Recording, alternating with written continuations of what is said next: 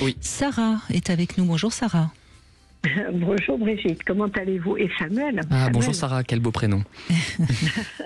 C'est gentil. Alors Sarah, allez-y, on vous écoute, je vous en prie. Eh bien, écoutez, c'est très intéressant la problématique que vous soulevez parce que, bon, moi j'ai une histoire comme tout le monde, mais c'est très intéressant parce que je suis enseignante et je vois que chaque fois qu'on voit qu'il y a un problème chez un enfant, dès qu'on voit les parents et qu'on apprend d'une façon ou d'une autre que c'est un traumatisme d'enfance. Et c'est vraiment, ça ne rate pas. Alors, je pense qu'on a tous des traumatismes. Moi, je vais vous raconter si vous voulez, mais on a tous des choses comme ça. Moi, j'avais une famille avec un père et une mère qui s'aimaient beaucoup, qui nous ont élevés de manière très traditionnelle.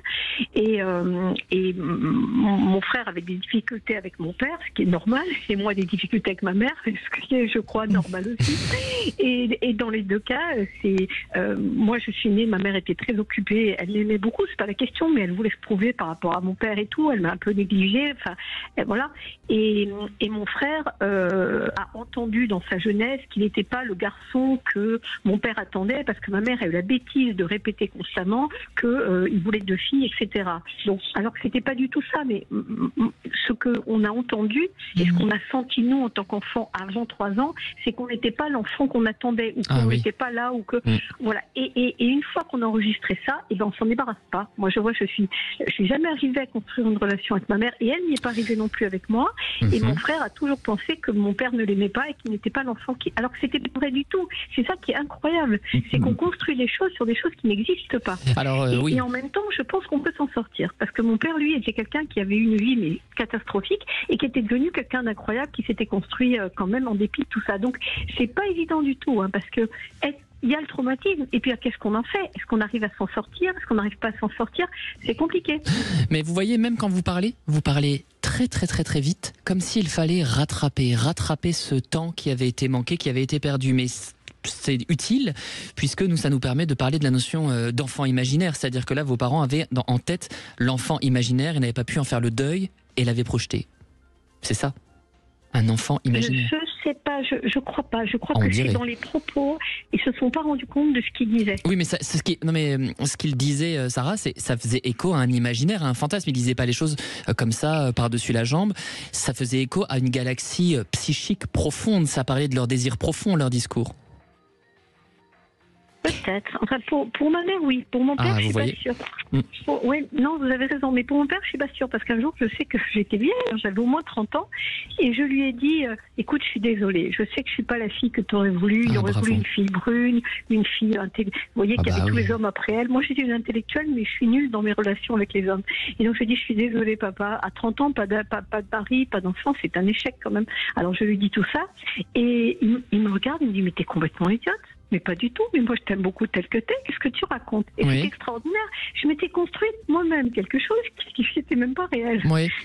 Oui, ou peut-être que vous cerniez quelque chose qui lui échappait. Et votre mère alors sur cet enfant imaginaire? Réfléchissez.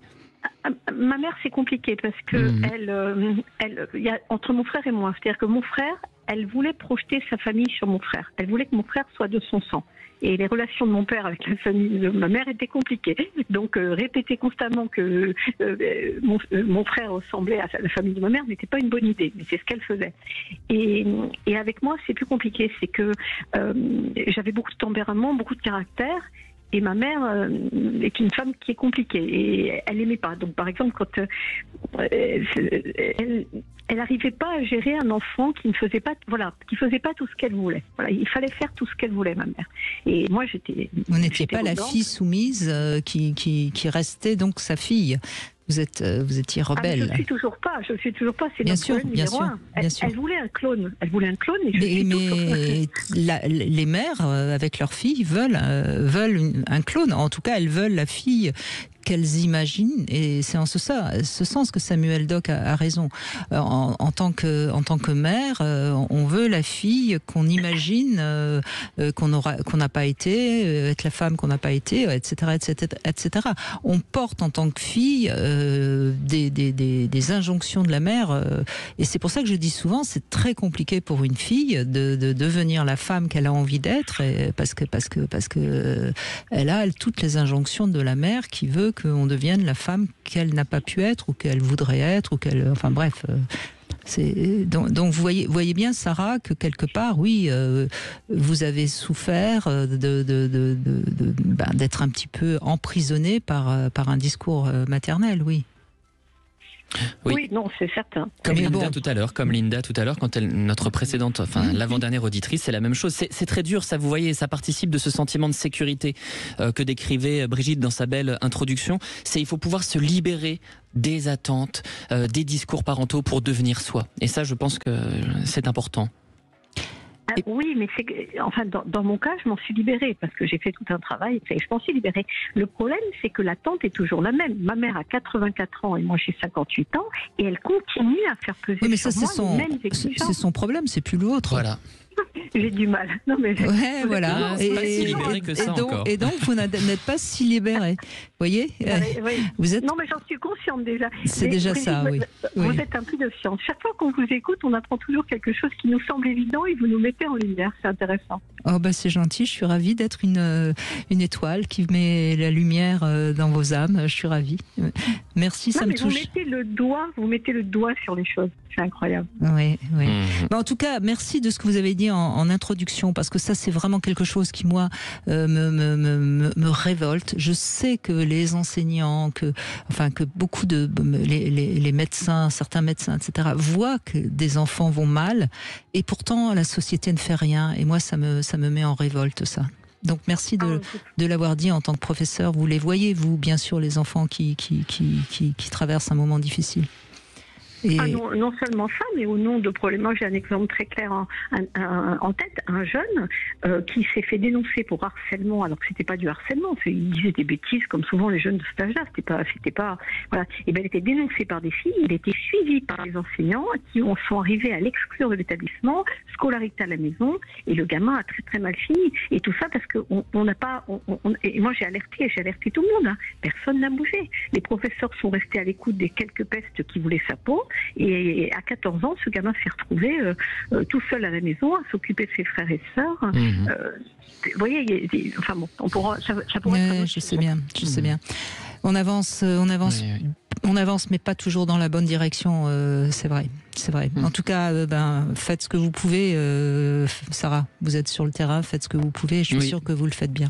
Il vaut mieux signaler pour rien et faire une erreur que l'inverse. Rappelons-le. Mais ça bouge pas. Hein. Vous pouvez signaler, ça bouge pas. Oui, vous savez, il y a tellement de dossiers. Notre parole n'est pas écoutée. Très souvent, ce sont des conseillers d'éducation, des gens extérieurs en fait. Un conseiller familial, il n'est pas dans le collège. Il vient une fois de temps en temps et il décide qu'ils en savent plus que nous. Et nous, quand on parle, ils disent vous n'êtes pas des professionnels. Et donc ils transmettent des informations entre eux, mais nous, ils ne nous transmettent pas. Ils estiment qu'on n'est pas des pros, alors que justement, on est au contact. Tout à l'heure, Brigitte disait quelque chose sur un chien et elle était tout émue. Je l'ai senti. Oui. Et vous voyez, moi, j'amène des animaux en classe. Et amener un animal, à amener une enfant, à me révéler tout un contexte familial, parce que je racontais que quand un chien va mordre, il faut faire attention. Et elle m'a dit, et elle est venue me voir après quoi, en disant mon père avait tué mon chien. Et donc j'ai pris le temps.